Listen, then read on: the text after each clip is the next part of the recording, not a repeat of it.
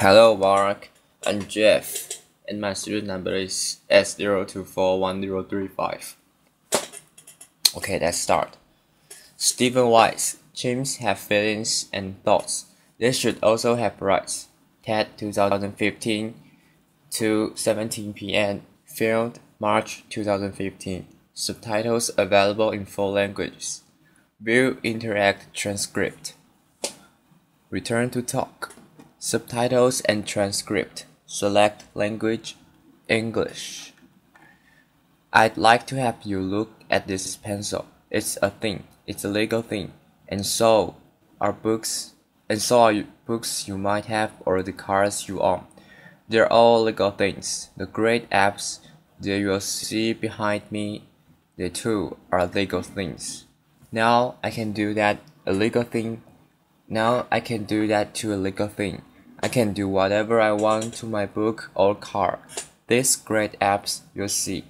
The photographs are taken by a man named James Mollison, who wrote a book called James and Other Apps, and he tells in his book how every single one then, almost every one of them, is an orphan who saw his mother and father die before his eyes.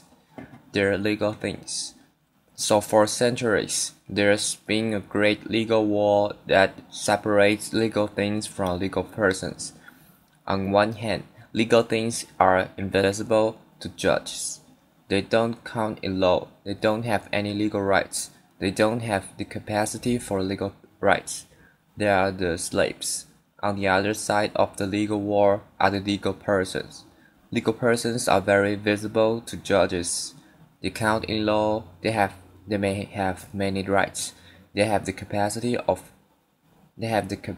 for an infinite number of rights, and they're the masters. Right now, all non-human animals are legal things.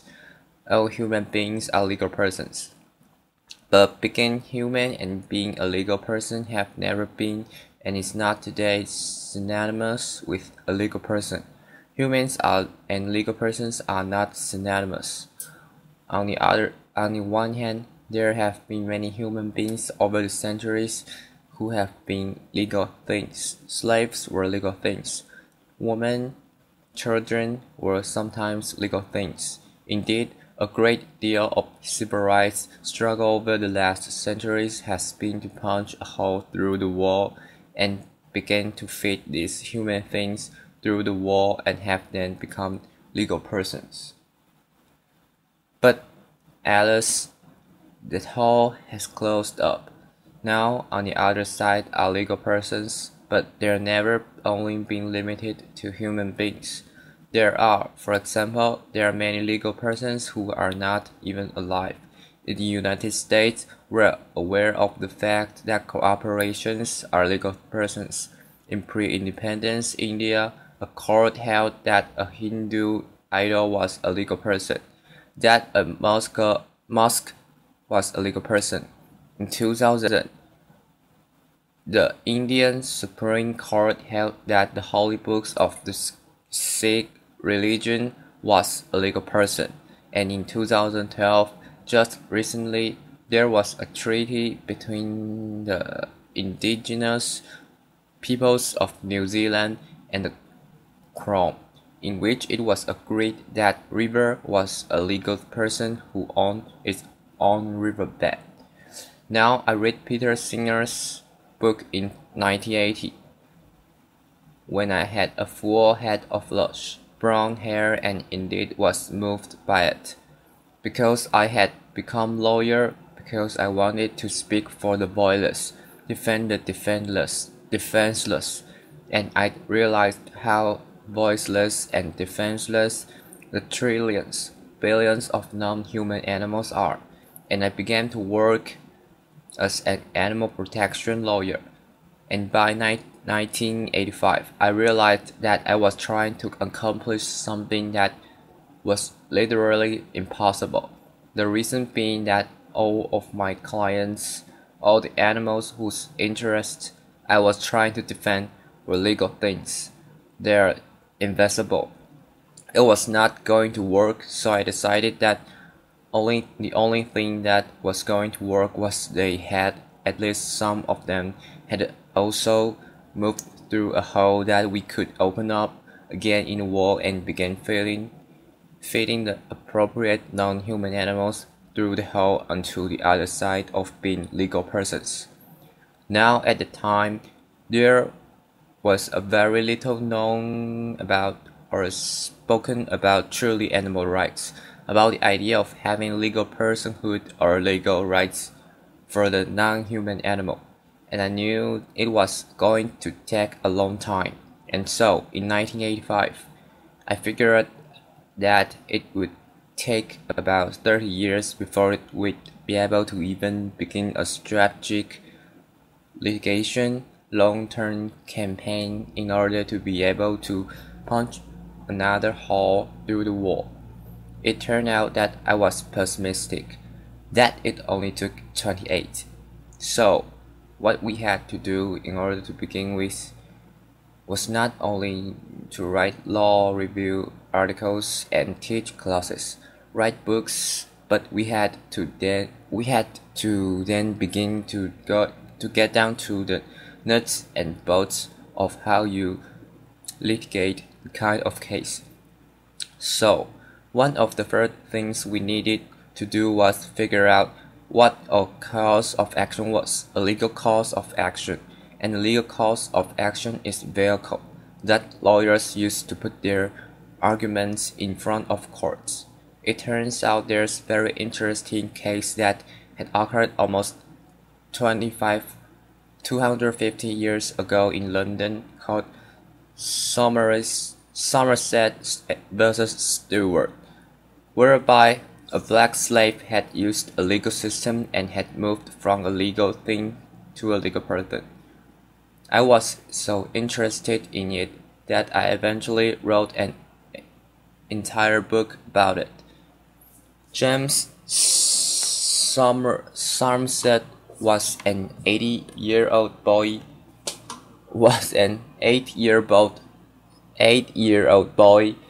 when he was kidnapped from West Africa. He survived the Middle Passage and he was sold to Scottish businessman named Charles Stewart in Virginia. Now 20 years later, Stewart brought James Somerset to London, and after he got there, James decided he was going to escape. And so one of the first things he did was to get himself baptized, because he wanted to get a set of godparents, because to an 18th century slave, they knew that one of the major responsibilities of godfathers was to help you escape. And so in the fall of 1771, James Somerset had a confrontation with Charles Stewart. We don't know exactly what happened, but the James dropped out of sight and engaged Charles Stewart, then hired slave catchers to canvass the city of London, find him, bring him not back to Charles Stewart, but to ship the Anne and Mary that was floating in London Harbour, and he was chained to the deck, and the ship was to set sail for Jamaica, where James was to be sold in the slave markets and be doomed to the 3 to 5 years of life that a slave had harvesting sugar cane in Jamaica. Well, now James' godparents swung into action. They approached the most powerful judge, Lord Mansfield, who was chief judge of the Court of King's Bench, and they demanded that he issue a common law writ of habeas corpus on behalf of James Somerset. Now, the common law is the kind of law that English-speaking judges can make when they're not combined in by status or constitutions, and the writ of habeas corpus is called the Great Writ, capital G, capital W, and it's meant to protect any of us who are detained against our will. A writ of habeas corpus is issued. The detainer is required to bring the detainee in and give a legally sufficient reason for depriving him or his bodily liberty. Well, Lord Mansfield had to make a decision right off the bat, because if James Somerset was a legal thing, he was not eligible for a writ of habeas corpus, only if he could be a legal person. So Lord Mansfield decided that he would assume, with deciding that James Somerset was indeed a legal person, and he issued that writ of habeas corpus, and James' body was brought in by the captain of the ship. There were a series of hearings over the next 6 months. On June 22, 1772, Lord Mansfield said that slavery was so odious, and he used the word odious, that the common law would not support it, and he ordered James free. At that moment, James Somerset underwent a legal transubstantiation.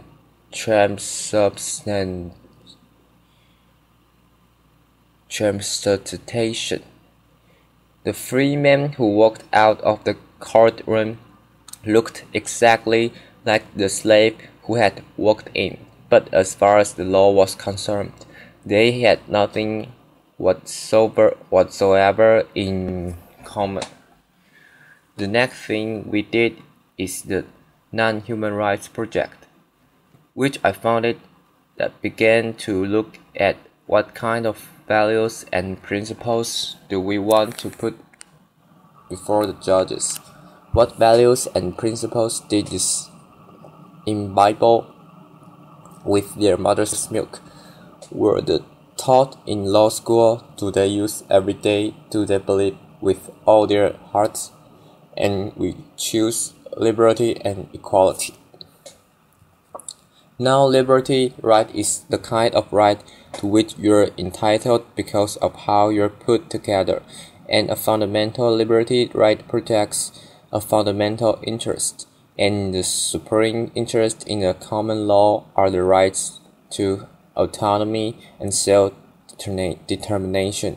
So they are so powerful that in a common law country, if you go to a hospital and you're refused life-saving medical treatment, a judge will not order it forced upon you, because they will respect your self-determination and your autonomy. Now, an equality right is the kind of right to which you're entitled because you resemble someone else in relevant way, and there's a relevant way. So if you are that, then because they have the right, you're like them, you are entitled to the right. Now courts and legislatures draw lines all the time. Some are included, some are excluded, but you have to. At the bare minimum, you must. That line has be a reasonable means to legitimate end. The Non-Human Rights Project argues that drawing a line in order to enslave and autonomous and self-determining being like you seem behind me, that's violation of equality. We then searched through 80 jurisdictions. It took us 7 years to find the jurisdiction where we wanted to begin filing our first suit. We chose the state of New York. Then we decided upon who our plaintiffs are going to be. We decided upon chimpanzees. not just because Jane Goodall was on our board of directors, but because Jane and others have studied chimpanzees intensively of decades. We know that extraordinary cognitive capabilities that they have, and they also resembled kind of human beings have, and so we choose chimpanzees, and we began to canvass the world to find the experts in the chimpanzee cognition. We found them in Japan, Sweden, Germany, Scotland, England, and the United States, and amongst them they wrote 100 pages of affidavits in which they set out more than 40 ways in which their complex cognitive capability, either individually together or added up to autonomy and self-determination. Now this included, for example, that there were concessions, but there are also concessions that there are concessions. They know they have a mind, they know that others have minds, they know they're individuals and they can live. They understand that they lived yesterday and they will live tomorrow. They engage in mental time travel. They remember what happened yesterday. They can anticipate tomorrow, which is why it's so terrible to imprison a chimpanzee, especially alone. It's the thing that we do to our worst criminals, and we do that to chimpanzees without even thinking about it. They have some kind of moral capacity. When they play economic games with human beings, they'll spontaneously make fair offers, even when they're not required to do so. Their new match, they numerate, they understand numbers, they can do some simple math, they can engage in language, or to stay out of the language wars. They are involved in intentional and referential communication in which they pay attention to the attitudes of those with whom they are speaking. They have a material culture, a social culture. They have a symbolic culture. Scientists in the Thai forests in the Ivory Coast find chimpanzees who were using the rocks to smash open the incredibly hard hulls of nuts. It takes a long time to learn how to do that, and they excavated the area and they found that this material culture, this way of doing it, these rocks has passed down for at least 4,300 years through 225 chimpanzee generations. So now we need to find our chimpanzee. First we found 2 of them in the state of New York. Both of them would die before we could even get our suits filled. Then we found Tommy. Tommy is a chimpanzee. You see him behind me. Tommy was a chimpanzee.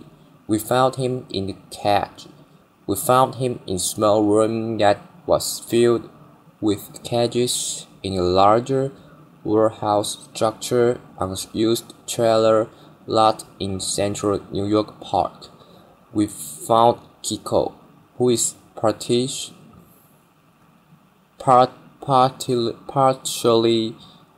deaf. Kiko was in the back of salmon storefront in the western Massachusetts, and we found Hercules and Leo. There are 2 young male chimpanzees who are being used for biomedical anatomical research at Stony Brook. We found them. And also, one on the last week of December 2013, the Non-Human Rights Project filed 3 suits across the state of New York using the same common law writ of habeas corpus argument that had been used in James Somerset, and we had demanded that the judges issue these common law writs of habeas corpus. We wanted the chimpanzees out, and we wanted them brought to safe to chimps, a tremendous chimpanzee sanctuary in South Florida, which involves an artificial lake with 12 or 13 islands. There are 2 or 3 arks where 24 chimpanzees live on each of them, and those chimpanzees would then live the life of chimpanzee with other chimpanzees in the environment that was as close to Africa as possible. Now all these cases are still going on. We have not yet run into our Lord Mansfield. We shall. This is a long-term strategic litigation campaign. We shall, and to quote Winston Churchill, the way we view our cases is that they are not the end. They are not even the beginning of the end, but they are perhaps the end of the beginning. Thank you. Applause. Okay, thank you for your listening, and bye bye.